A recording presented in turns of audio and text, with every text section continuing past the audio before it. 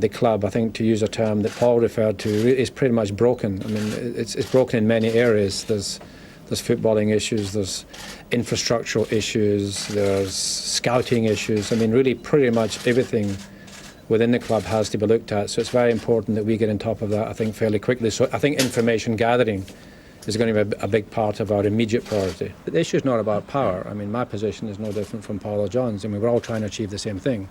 It's not really about power, and I think maybe part of the problem over the last couple of years has been a confusion between what is right for the company versus what was right for individuals. And I think we're seeking to move away from that. If you look at what we're trying to do in terms of taking the club forward, what we're actually trying to do in taking it forward is take it back.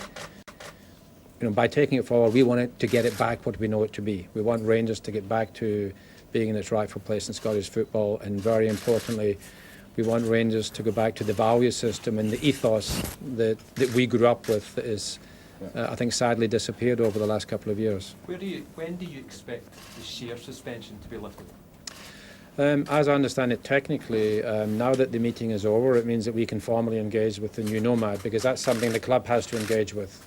As much as I had pre-off-the-record discussions with a Nomad, that really was kind of in the status of representing a board in waiting, but it was never possible to properly engage them. So we can only do that from today. And the indication from the Nomad is that if I confirm to them today, which I've just not had the chance yet, that we were successful, hopefully they'll know that already, that they will start formally engaging on Monday. And then the process, as I understand it, could run up to 4 weeks. What would you say to those who have concerns about your past, specifically your tax convictions, and what that might mean for you being past fit and proper? I mean, this must be the 20th time I've answered that same question. Either I'm fit and proper or I'm not. I certainly wouldn't have engaged in this process and personally started reinvesting the club if I didn't think I'd passed the fit and proper test. And I've had no serious discussion with Nomads or other financial services parties that indicated concern. The only concern I've ever heard coming out has come from the other side, who seem to find the need to flag this as a mechanism, I think, to try and deflect attention away from my objectives of the resolution. And you know, quite frankly, I think that was just they had very limited real arguments as to why, in fact, there shouldn't be a change of control of the board. So, you know, I think the media campaign was just to throw that out there, but I've not experienced that as being a serious issue in the financial marketplace at all. I think you see today, Chris, you know, you're looking at an 85% vote across the board. I mean, that's a pretty strong mandate from the shareholders in terms of the composition of the new board. Considering most of the shareholders are actual supporters now, and that's a huge statement to make. If you look at the supporters group, and you look at the shareholders, the private shareholders, massive amount of Rangers fans running the club now, and let's enjoy this moment. Dave, what would let's you not say? worry too much about some of the things you're firing here. Let's enjoy the moment. 4 years under siege, and here we are. Club's safe. If I could just add what I think is just a common sense point, that, you know, given, you know, that so-called history, which, you know, quite frankly, I think if one looks at the history and measure, a lot of it, in fact, does credit to me for my tenacity. And the fact is, my settlement with authorities was very favourable to me. It wasn't damning to me at all. And if there was a concern, then a major city Nomad wouldn't even engage. You know, when I phoned them and said, I would like you to start talking to me in advance of this, they would have said, quite frankly, no, if they thought I was going to be a concern. So the fact they are engaging indicates in their mind that I'm not a blockage to them accepting the appointment. In consideration, have you given or provisions taken if you're not found fit and proper, either by the stock market or by the Scottish FA? Well, if I'm not found fit and proper, then I won't sit on the board. And that's just there, you will still continue to invest? I'll still invest, I'll still support it. You know, I've got, I must have 40 companies back in South Africa that I control, and I don't sit on the board. So to me, being on the board is not critical. I don't think it will be an issue. But if it turned out to be an issue, it wouldn't make any difference to Rangers going forward. I would just operate and give input as a shareholder as opposed to a non-executive chairman. Because you wouldn't try to seek to influence power from your perspective because you wouldn't be on the board? No, you know, the issue is not about power. I mean, my position is no different from Paul or John's, and we're all trying to achieve the same thing. It's not really about power, and I think maybe part of the problem over the last couple of years has been a confusion between what is right for the company versus what was right for individuals. And I think we're seeking to move away from that. So if for any reason a regulator came and said, Dave, we believe you're not fit and proper, and I had the proper opportunity to make representations, and they still concluded that, then I would accept that. Will Derek Lambias and Bayelich be sacked? I wouldn't think so. What would you have to Do say? they have a future here? I wouldn't think so. What would you have to say about their conduct? You know, Well, I think the thing that we find really disappointing, and obviously we've said that during the week. I mean, we look at today's result, which Derek Lambias himself forecast 3 or 4 days ago. I think through a general meeting and the cost of that, and lawyers, nomads, electronic voting devices, opening the stadium, the cost of that, it just seems a real waste of energy, time and money when you look at the result, which is on any basis very, very strong. Would you expect Sports Direct to take up their option though, to propose 2 new directors to the board? I think that would be quite challenging for them to do that. But I think it's important that we now look properly at the Sports Direct contracts. I think there are issues have been raised about the appropriateness and the quality of some of the negotiations, discussions and implementation of the agreements. But until we really look at it, I think it's very difficult to say what we will. You know, not really for Mike Ashley, in the sense that you know, I reached out to Mike Ashley a couple of times before, and at a shareholder level, Mike Ashley has chosen not to engage with me, which is, you know, fine. He's entitled to do that. But as far as Sports Direct is concerned, I'd certainly be encouraging them to come and work with the new board, because they are a partner. As I understand it, they want to continue to be a partner of the football club, and as I understand it, they view Rangers as being quite an important part of the development of their business. So in that spirit, given that the change has now happened, it certainly would be appropriate for them to constructively engage with the new board, and I'm sure the new board will constructively engage with them. When we appoint a manager, on a football front, when can we expect to see a new permanent manager, and have you had any discussions with any particular candidates? No, I think you have to remember that, you know, there's only been 13 men in the history of the club who have held the position, so it's a really important position, and you know, we see this as being, you know, we're laying the foundations for a long-term project here, and so getting the first team manager appointed is a critical decision, fundamental decision. So we're not going to rush into that. Now that this is over today, I'm sure people will approach us, and people have been approaching us, but until we get today out of the way, we didn't have any mandate or any authority to speak to anyone. So we will continue that process.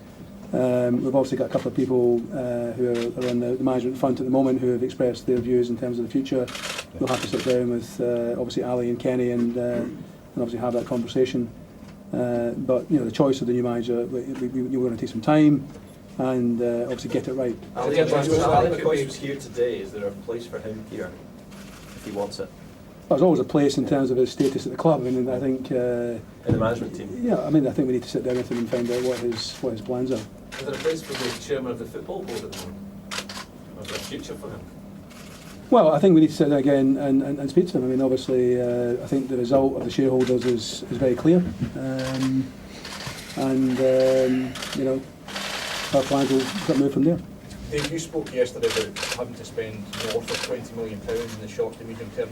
Can you give me an idea of what portion of that will be available to the new manager to achieve what you're trying to do, get back up to second place within a couple of years, you said? It's still to say at the moment how much of that would go into the footballing side of it, because I've included some other development issues. I mean, so there's a whole scouting network. There's maintenance and buildings. But if you ask me to give you a rough figure, I'd certainly say it would have to be more than 50%. And you mentioned 2 years to get back up to second place. Are we discounting this season from that, or are you talking about by the end of next season? Yeah, I'm not suggesting 2 years. I would imagine within 1 year. So promotion has to be achieved then this year? It doesn't have to be this year. I mean, it's going to be challenging this year, so there's no point in wishing it's going to happen. There's a possibility it won't happen this year. We're hoping that with a full resumption of attendance and energy from the fans, that it might give the team a bit of a pick-up for the rest of the season. They'll be playing in front of pretty large attendances, I would imagine, from now on in. So, you know, hopefully they can still get across the line this year. But if it doesn't happen, it doesn't happen. But then in year 2, I think with the the improved cash flow, with improved investment, Rangers, even if they're in the same league, should be investing in a squad that can take it up anyway for the following season. So I would expect, even without improvement, to see a huge improvement in the quality of what's on the playing field next season, no matter what league we're playing in. Say there are some big personalities in your consortium, business personalities. Can you all get along? Because that has been a problem in the past, hasn't it? We're doing quite well so far. That has been a problem in the past, hasn't it? Yeah, the past is the past. We've got fantastic people involved now, and just all Rangers fans, all well versed in business, great across the spectrum in terms of ability and skill. So there'll be absolutely no problem with us working together. I think also the key thing is we've all got a common purpose. We've all spent a long time, trying to get the changes we thought were necessary for the club to move forward. Everyone in the group has got the same view as regards that common purpose. And what I always find in business, if you've got people who are on the same, aligned interests, they tend to get on. You'll always have disagreements, and that's actually healthy in business. Disagreements with the team, the manager, and so on, that's healthy. But the most important thing to me is we have to rebuild this club brick by brick. We have to literally put it back together again. And actually, in some ways, not take short-term decisions just for the sake of it. We've got to build for the long term, and put in proper foundations. Now, we'll get some things wrong, we'll make mistakes. All we're really asking for is patience to do that. And I think we've got the support of some of the main stakeholders to do that. So that's really the project. Dave, will you move to Scotland? Definitely not. We're actually moving to South Africa. You don't intend moving here? Not unless the weather changes substantially, and I don't think with global warming that's going to happen in my lifetime. What now happens with the second tranche of the Sports Direct drawdown? I've got no idea. I haven't seen the terms of it. If it is drawn down, I don't think that'd be a bad thing. It'd be very nice to go in there and find there's £5 million in the bank. I don't think it's likely to happen now. I think, for it to happen, it's going to happen through engagement with the board. So I think the fact that it didn't happen prior to 11 o'clock this morning, I would imagine makes the prospects a lot less likely. Dave, just to go back to the issue of the Nomad and the stock exchange, there's been a theory that ultimately Rangers might be delisted. How important is it that Rangers remain in the stock exchange from your point of view? It's completely unimportant. So you wouldn't rule it out? No, I think that, for Rangers, in a perfect world, my personal preference, and I haven't necessarily discussed it with my colleagues, but I think for the rebuilding process of Rangers, my personal preference would for it to be not listed. But it is listed. And I'm going to say, unfortunately, it's listed. And there are shareholders who have been supportive of this change, who have been supportive of the requisitions, who are, in fact, institutions who can only invest in public companies. And I think out of respect for them and for the support, it's very, very important that we keep the public listing. But from Rangers Football Club's point of view, it is completely unimportant. Okay, what would be the advantages of it not being listed there? Well, I think the one can, there's a cost advantage. You don't have all the costs one spends on listing, but also a lot of the restructuring, you can go ahead and do what you want with people you want to. You're not having a situation where if you think Douglas Park should come on the board, you put him on the board. You don't have to go to some chap in London who has to do an investigation and goes into something that happened 15 years ago. So you have these complications, and I think from an investment point of view as well, it would be a very hard sell. And I think today even Charles Green would struggle to go into the city and convince institutions that should be investing in Rangers, because clearly there's a rebuild programme.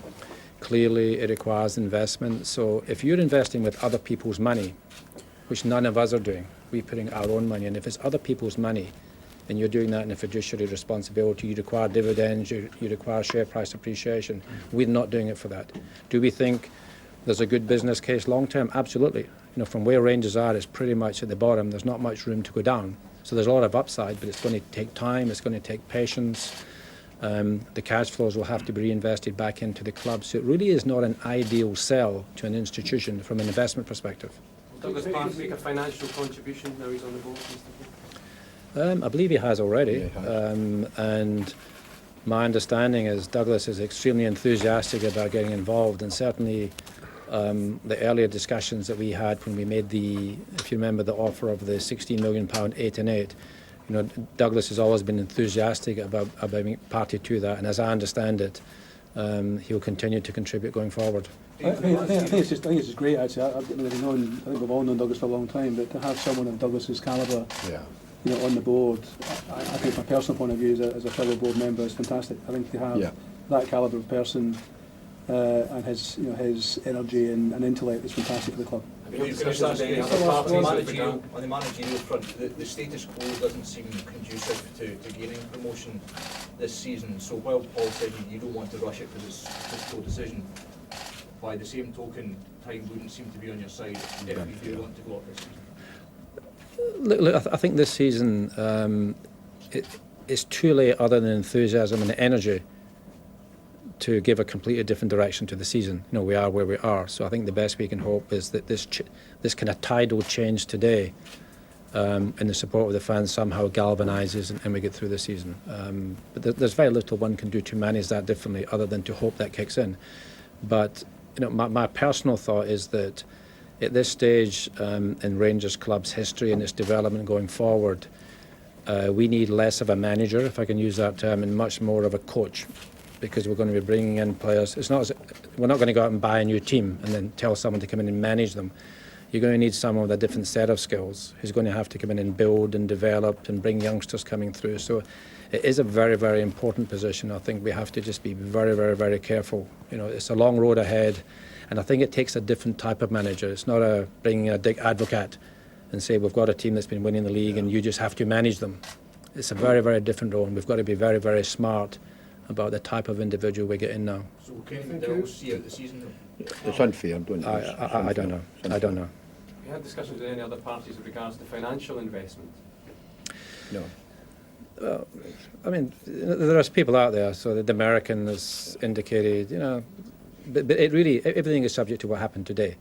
And I think all discussions I've had with anyone has been, thanks very much, but let's talk when I'm in a position to talk.